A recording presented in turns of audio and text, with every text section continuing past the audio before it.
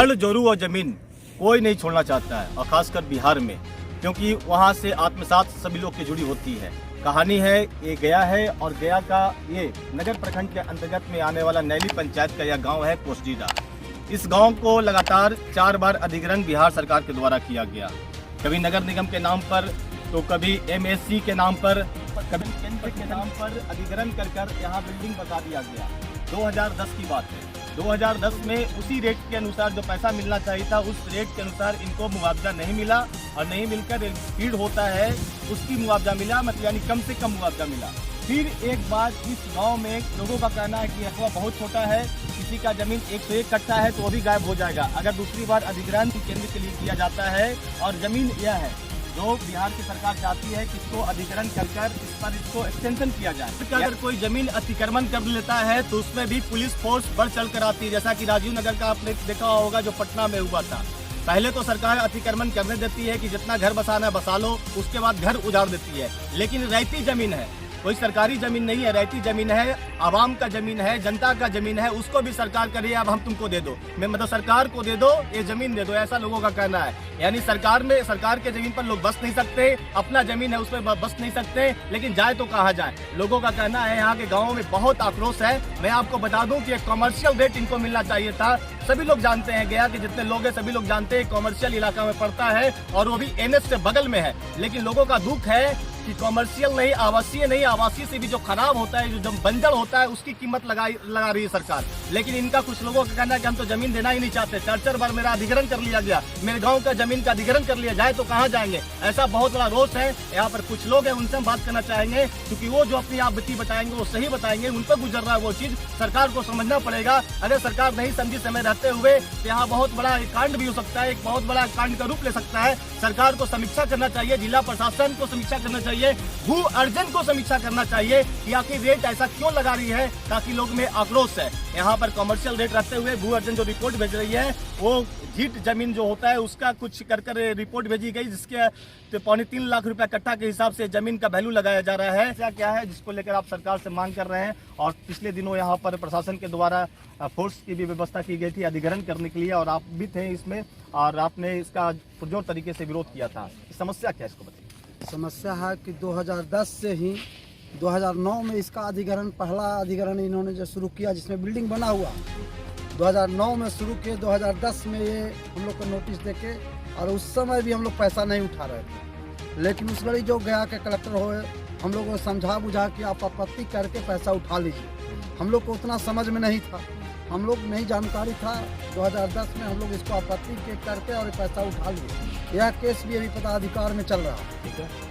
और इसके बाद पुनः 2011 में फिर वही जमीन के पीछे वाला अधिग्रहण के लिए कार्य शुरू किए, और 2012 में इसको कह रहे हैं कि हम अधिग्रहण कर दिए। लेकिन हम लोग को 2012 नहीं, 2016 में नोटिस मिलता है। नहीं 2012 में किए तो 2014 तक आपको पैसा मिलना चाहिए। नहीं, 24 महीने में मिलने का प्रावधान है। यही मुद्दा पर हम आ रहे हैं कि 2012 में जब इन्होंने किया, जबकि सरकार का उनको भू अर्जन विभाग का नियम, उसका नियम है कि 2 साल के अंदर में पेमेंट कर दें, लेकिन 2 साल के 12 में नहीं, हमको 16 में नोटिस मिलता है, जिसके जाके हम लोग वहाँ कहे कि नोटिस तो कहीं 12 में आपका सर अधिग्रहण कर लिया गया, 12 में तो हम लोग का पैसा मिला नहीं, कोई जानकारी। इसके विरोध किए, पुनः फिर हम लोग को 2019 में नोटिस आता कि आपकी पैसा अगर नहीं लीजिएगा तो हम लोग पदार्थी में कोर्ट में जमा करके और काम हम लोग कर लेंगे।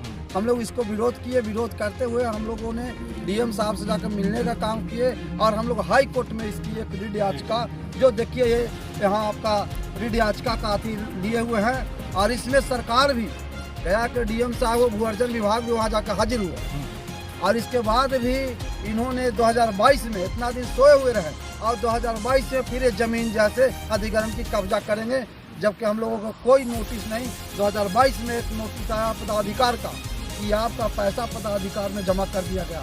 एक कानून है, ये कैसा तानाशाही है सरकार का कि 2012 में कहते हैं कि आपका जमीन अधिग्रहण कर लिया गया, 2014 तक इनको पैसा भी देना था, लेकिन सरकार 6 साल तक सोई हुई थी। 2016 में इनका कहना है कि 2016 में बात करके कहते हैं कि आपका पैसा अगर आप लीजिए तो ठीक, नहीं तो कोर्ट में जमा कर देंगे। कहीं ना कहीं ये तानाशाही रवैया अपना रही है सरकार और उनके तमाम जो प्रशासनिक अफसर है। एक सवाल है, जो अधिग्रहण करने के लिए आए हुए हैं तो आप लोग कोर्ट में मामला चल रहा है, तो फिर अधिग्रहण कैसे कर रहे हैं? उनको कहना है कि हम जो है से अपने अधिग्रहण अपने कागज में अधिग्रहण कर लिए हैं, कागज तो उनके पास है, वो अधिग्रहण कर ले का कर, हम लोग को तो कोई जानकारी नहीं है। और ये जो है से बताइए NH 82 से सटे हुए हैं, चारों बगल इसकी मकान बना हुआ है और हम लोग को क्या देते हैं कि आपको धनहर का रेट देते हैं, धनहर का रेट देते हैं।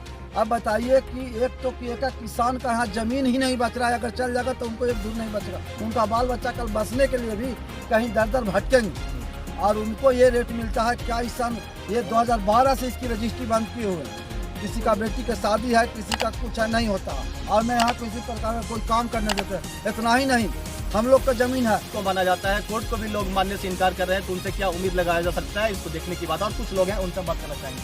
यहाँ पर जो आप लोग का क्या मांग है, सीधा क्या मांग करना चाहिए? हम लोग का मांग है सर कि हमारा हाईवे से 300 मीटर पे है और यहाँ से एक गया मगध रेंज का एक नाक है जिंदल पैंथर, जिसका 3 किलोमीटर के बाद उनका गोडाउन है और वहाँ पे कम से कम बिजहन जो है कमर्शियल का वो सब कुछ चल रहा है। उसके बाद अल्ट्राटेक का गोडाउन है, हर सीमेंट का गोडाउन है, यहाँ से 3 किलोमीटर बाद इंडस्ट्रियल एरिया है और ये हमारा रेट लगाते हैं भीट का। बगल में पेट्रोल पंप है, स्कूल है, 500 घर नया बन चुका है, सेंटर है बगल। इसको लेकर आप लोगों ने मांग किया कि नहीं जो कमर्शियल रेट लगना चाहिए, इसको लेकर आप हम लोग मांग कर रखे हैं सर, लेकिन वो उनका सीधा कहना है, महामहिम का सीधा कहना है कि जो आप लोग को पैसा मिलना था वो आपका पैसा रखा हुआ, जाकर वहाँ से उठा लीजिए। तो ये तो तानाशाह ना हुआ सर कि हमारा जो मर्जी है हम वो करेंगे, आपको जो करना है कीजिए। सीधा उनका जो ऑफिसर्स लोग आते हैं, ये मामला लोक निवारण में भी है, लोक पदाधिकार में मामला। ये हम लोग का पहला नोटिस मिला था, उसमें पिछला जो 14 तारीख का हाजिर होने का उसमें दिया हुआ था, लेकिन उस पर 28 तारीख को दोबारा डेट पड़ गया। 28 को जब हम गए तो दोबारा 11 अगस्त को दोबारा डेट है। जब 11 अगस्त को डेट था तो पिछले दिन क्यों आए यहाँ पर काम करने? यही चीज हम मैडम से पूछे, CO साहब से पूछे, थानाध्यक्ष से पूछे कि जब भूअर्जन में मामला है, भूअर्जन का कोर्ट हम लोग को डेट पर डेट दे रहा है, तो उस डेट का आप भी अनुपालना कीजिए। अब सवाल यह है कि भूअर्जन को क्यों बनाया बिहार सरकार? जब भू अर्जित करती है तो मामला जब भूअर्जन में होता है तो फिर कैसे जो स्थानीय प्रशासन है, जो आपका ब्लॉक है, चाहे जो भी स्थानीय थाना है, कैसे आ सकती है? ये समझना वाला ये सवाल है। चूँकि कहना है जब एक डेट जब इनका 11 अगस्त को था तो उससे पहले यहाँ पर अधिग्रहण करने के लिए क्यों आ गए? कौन सा कागज उनको मिल गया जो यहाँ अधिग्रहण करने के लिए यहाँ लोग आए हुए थे? सवाल यह भी है, इसकी भी जांच होनी चाहिए। जी, सुनने में आया कि ग्रामीण में भय का माहौल बन गया था और अगल बगल पूरे जिला में कि इतना सारा फोर्स क्यों आ जाए? बहुत ज़्यादा 300 से कम फोर्स नहीं था, हम लोग तो 50-60 आदमी बस।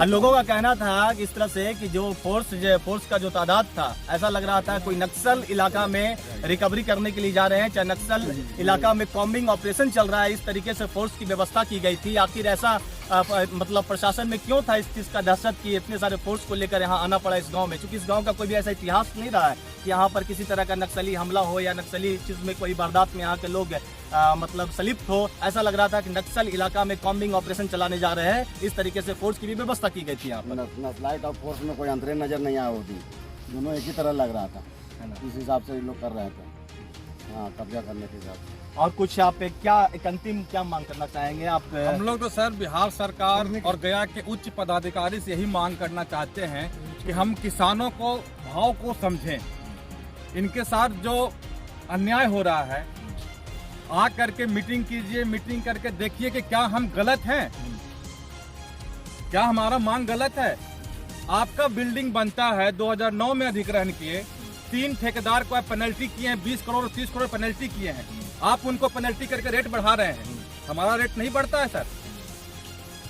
इनका कहना है कि जिस तरह से अगर बिल्डिंग बनाने में समय ज्यादा लग रहा है तो ठेकेदार पर पेनल्टी लगाया जा रहा है। ज़्यादा से ज़्यादा पेनल्टी लगाया जा रहा है। लेकिन इनका कहना है कि 2012 में आप अधिग्रहण कर लिया, अधिग्रहण हुआ भी नहीं, पैसा मिला भी नहीं, तो आप उस समय का पैसा क्यों देंगे, अभी का रेट क्यों नहीं लगाएंगे। सवाल यहाँ पर ये होता है। बहुत सारा सवाल है जो इसको समझना पड़ेगा, समीक्षा करना पड़ेगा और खासकर इस पर एक कमेटी बनाकर इसको फैसला लेना पड़ेगा, क्योंकि समस्या जन से जुड़ी हुई है, समस्या सबके दिलों से जुड़ा हुआ है, समस्या सबके जड़ से जुड़ा हुआ है, समस्या सबका जमीन से जुड़ा हुआ है। क्योंकि ऐसा किसान भाई हैं इन लोग, और किसान जमीन से जुड़ा होता है। अगर उनकी जमीनी को ले लीजिएगा तो क्या स्थिति होगी।